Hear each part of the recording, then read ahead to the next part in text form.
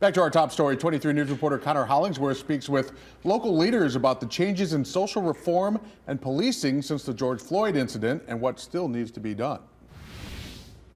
We train, retrain, and we make sure that that's not happening. That's part of my responsibilities and my command staff's responsibility. Because if we felt that we had that, we would react immediately. Winnebago County Sheriff Gary Caruana says his department and other departments around the state are increasing accountability for their officers. Increased training hours, more body cameras, and better tracking the use of force are just a few examples. In fact, each instance of use of force is reported to the Illinois Training and Standards Board. They look at it and say, hey, this person is going to be decertified because of this reason. Well, if that person is decertified, they're no longer a police officer anywhere in the state of Illinois. Caruana says as police show more accountability, it's time for the public and other departments to do the same. Whether it's city, county, state, federal, have to hold themselves accountable to make sure that there is right laws for all a community and that we're holding everybody accountable, not just the police. But Rockford's NAACP president, Rhonda Greer Robinson, feels more change needs to happen. She says we haven't seen the Civilian Oversight Board in action 3 years later. Rockford has 7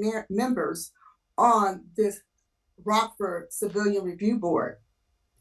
Have their names been announced? The community needs to know who they are.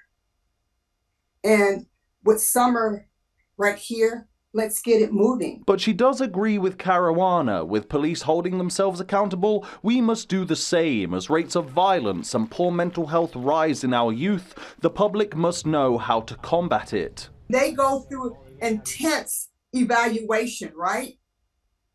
So let's make sure that we're doing that same intense evaluation within our community, not just our community, but around the world. Working for you in the state line, Connor Hollingsworth, 23 News.